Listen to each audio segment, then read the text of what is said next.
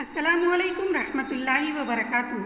प्यारे बच्चों, पिछली वीडियो में हमने लुग़त का इस्तेमाल इस उन्वान के तहत सफ़ा नंबर 3 पर से 2 सवालात हल किए थे, जिनमें हम लुग़त का इस्तेमाल करके अल्फाज की मानी तलाश करके लिखे थे। आइए इस वीडियो में हम बात से बात चले इस उन्वान के तहत एक सवाल देखते हैं। सवाल है, अपने दोस्तों के साथ मिलकर चंद ऐसी दुआओं का तज़किरा कीजिए जिनमें अपने वालिदैन, रिश्तेदार, मुल्क और सारी दुनिया की भलाई की तमन्ना की गई हो। प्यारे बच्चों, सवाल बहुत ही आसान है। आप लोग समझ गए होंगे कि हमें चंद ऐसी दुआओं का ज़िक्र करना है जिनमें हमारे वालिदैन, रिश्तेदार, मुल्क और सारी दुनिया की भलाई की तमन्ना की गई है।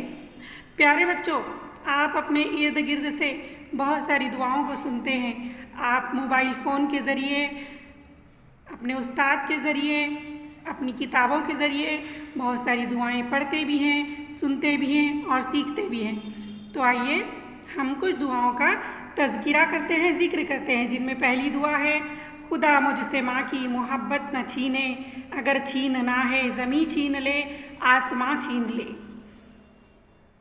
दूसरी है, अपने सजदों पे यकीन दे हमको, अपनी रहमत सी ज़मीं दे हमको। तीसरी दुआ है कि सबको खुदा शाद रखे, क़ियामत तलक उनको आबाद रखे।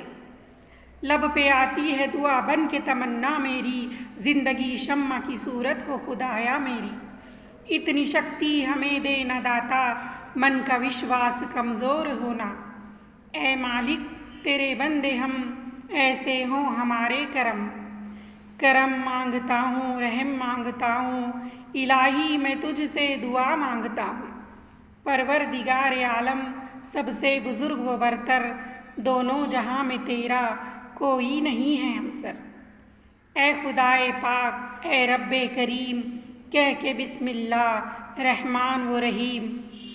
उस रब्बे दो आलम की अता सब के लिए है, ये चाँद, ये सूरज, ये फ़ज़ा सब के लिए है। तो प्यारे बच्चों, हमने ऐसी 10 दुआओं का ज़िक्र सुना है जिनको आप YouTube पर सर्च करके पूरी दुआ को सुन सकते हैं और सीख सकते हैं। तो प्यारे बच्चों, इन दुआओं को अपनी बयाज़ में लिखिए, इस सवाल को अपनी बयाज़ में उतार कर लीजिए। मिलते हैं अगले सवाल के लिए अगली वीडियो में, तब तक के लिए अल्लाह हाफ़िज़।